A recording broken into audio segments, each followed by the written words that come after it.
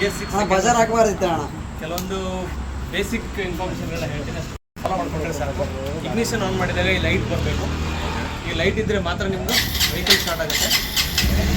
Start ಮಾಡ್ಬೇಕಾದ್ರೆ accelerator ಕೊಡೋದು ಬೇಡ, ಬರೀ ಸೆಲ್ಫ್ ಮಾಡಿದ್ರೆ ಸಾಕು ಸ್ಟಾರ್ಟ್ ಆಗುತ್ತೆ. ಗಾಡಿ ಸ್ಟಾರ್ಟ್ ಆದಮೇಲೆ ಲೈಟ್ ಆಫ್ ಆಗಬೇಕು. ಇನ್ ಕೇಸ್ ಗಾಡಿ ರನ್ನಿಂಗ್ಲಿದ್ದಾಗ ಲೈಟ್ ಬಂದರೆ ನೀವು ಯಾವುದೋ ಹತ್ತಿರ ಶೋರೂಮಿಂದ ತೊಗೊಂಡೋಗಿ ಚೆಕ್ ಮಾಡಿಸಿ ಎರರ್ಗಳು ಇರ್ತವೆ, ಅದನ್ನು ಕ್ಲಿಯರ್ ಮಾಡ್ಕೊಡ್ತಾರೆ. ಇಲ್ಲ ಈ ಕಡೆ ಬಂದರೆ ಇಲ್ಲಿಗೆ ಬಂದರೆ ನಾವು ಮಾಡ್ಕೊಡ್ತೀವಿ. ಇದು ಬೇಸಿಕ್.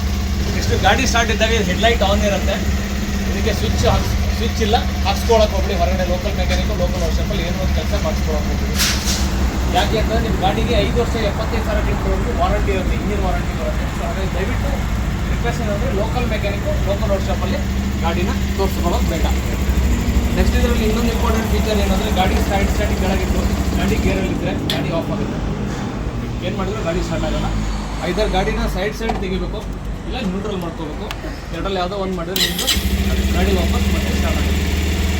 ಇದಕ್ಕೆ ರಿಸರ್ವ್ ನಾಬ್ ಬರೋಲ್ಲ ಹಳೆ ಗಾಡಿಗಳ ಥರ, ಡೈರೆಕ್ಟ್ ಇಂಜೆಕ್ಟರ್ ಇರೋದು. ಸೊ ಹಾಗಾಗಿ ಯಾವಾಗಲೂ 1 ಪಾಯಿಂಟ್ ಪೆಟ್ರೋಲು ಮೇಂಟೈನ್ ಮಾಡಬೇಕು. ಇದರಲ್ಲಿ ಆಲ್ರೆಡಿ 1.5 ರಿಂದ 2 ಲೀಟರ್ವರೆಗೂ ಪೆಟ್ರೋಲ್ ಇರುತ್ತೆ, ಬಟ್ ಅದು ಸಫಿಷಿಯೆಂಟ್ ಆಗಲ್ಲ ನಿಮ್ಮ ಪಾಯಿಂಟ್ ಬರೋಕ್ಕೆ.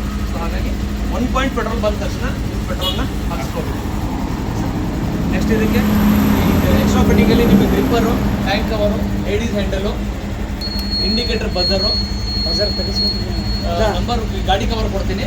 Number plate, seat cover, number plate fitting ನಿಮಗೆ ಆಮೇಲೆ ಹಾಕ್ಕೊಡ್ತೀನಿ. ಚೆಕ್ ಮಾಡ್ಕೊಂಡ್ಬಿಡಿ ಎಲ್ಲರೂ. ಇಂಡಿಕೇಟರ್ ರೈಟು,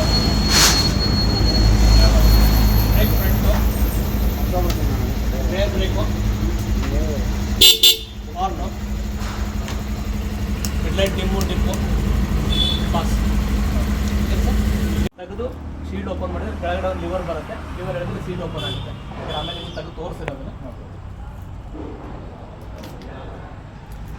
ಈಗ ಸರ್ ಇದು ನಮ್ಮ ಎಕ್ಸ್ಪ್ಲನೇಷನ್ ಆಯಿತು ಗಾಡಿ ಬಗ್ಗೆ. ಆಮೇಲೆ ಏನೇನು ಫೀಚರ್ಸ್ ಬರ್ತವೆ ಅದಾಯಿತು.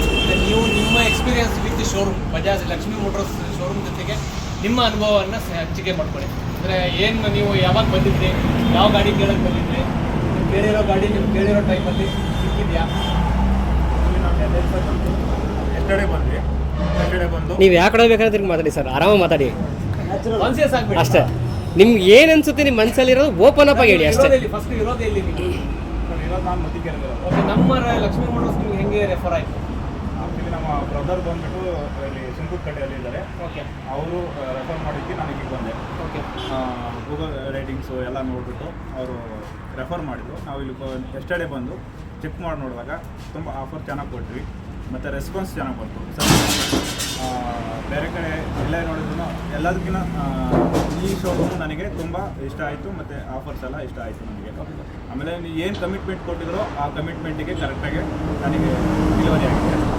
ಪ್ಲಸ್ ತೊಂದರೆ. ಓಕೆ, ನೀವು ಗಾಡಿ ಕ್ಯಾಶಲ್ಲಿ ತೊಗೊಂಡಿದ್ದೀರಾ ಫೈನಾನ್ಸಲ್ಲಿ ತೊಗೊಂಡಿದ್ದೀರಾ ಸರ್? ಗಾಡಿ ಕ್ಯಾಶಲ್ಲಿ ತಗೊಂಡಿದ್ದೀವಿ ಸರ್. ಓಕೆ, ನಿಮ್ಮ ಕ್ಯಾಶ್ ಬಗ್ಗೆ ಗಾಡಿ ಸ್ಕೀಮು ಅಥವಾ ಇದ್ರ ಬಗ್ಗೆ ಅಂದರೆ ನಿಮ್ಗೆ ಏನೇನು ಆಫರ್ ಕೊಟ್ಟಿದ್ದಾರೆ ಎಲ್ಲ ನೀಟಾಗಿ ಡೀಟೇಲಾಗಿ ಎಕ್ಸ್ಪ್ಲೈನ್ ಮಾಡಿದ್ದಾರೆ. ಗಾಡಿ ಕೊಡ್ಬೇಕಾದ್ರೆ ಎಲ್ಲ ಸೇಮ್ ಏನು ಹೇಳಿದ್ದಾರೆ ಗಾಡಿಯಲ್ಲೆಲ್ಲ ಫಿಟ್ಟಿಂಗ್ಸ್ ಬಂದಿದೆ ಸರ್. ಎಲ್ಲ ಏನು ಕಮಿಟ್ಮೆಂಟ್ ಇದೆಯೋ ಅದೆಲ್ಲ ಕರೆಕ್ಟಾಗಿದೆ ಸರ್. ಏನಾದರೂ ಗಾಡಿಯಲ್ಲಿ ಡಿಸ್ಕೌಂಟ್ ಕೊಟ್ಟರೆ ನಿಮಗೆ? ಗಾಡಿಯಲ್ಲಿ ಡಿಸ್ಕೌಂಟ್ ಏನು ಕರೆಕ್ಟ್. ಬೇರೆ ಕಡೆ ವಿಚಾರಿಸಿ ಮಾಡಿದಾಗ ನನಗೆ ಬೆಸ್ಟ್ ಅನಿಸಿದ್ದು ಈ ಶೋರೂಮ್. ಬೇರೆ ಶೋರೂಮ್ ಕಂಪೇರ್ ಮಾಡಿ ಸ್ವಲ್ಪ ಕಡಿಮೆ ರೇಟ್ ನಿಮ್ಗೆ ಸಿಕ್ತು. ಬೆಸ್ಟ್ ಪ್ರೈಸಲ್ಲಿ ಸಿಕ್ತು. Thank you very much sir. Congratulation once again sir. ನಿಮ್ಮ ಈ ವಿಡಿಯೋನ ನಾವು ಯೂಟ್ಯೂಬಲ್ಲಿ ಶೇರ್ ಮಾಡ್ತೀವಿ. ಅದನ್ನು ದಯವಿಟ್ಟು ನಿಮ್ಮ ಫ್ರೆಂಡ್ಸ್ಗಳಿಗೆ ಶೇರ್ ಮಾಡಿ, ನಮ್ಮ ಲಕ್ಷ್ಮೀ ಮೋಟರ್ಸ್ಗೆ ಪ್ರಮೋಟ್ ಮಾಡಿ, ಜಾಸ್ತಿ ಕಸ್ಟಮರ್ಗಳನ್ನ ನಮಗೆ ರೆಫರ್ ಮಾಡಿ sir. Thank you sir. All the best sir.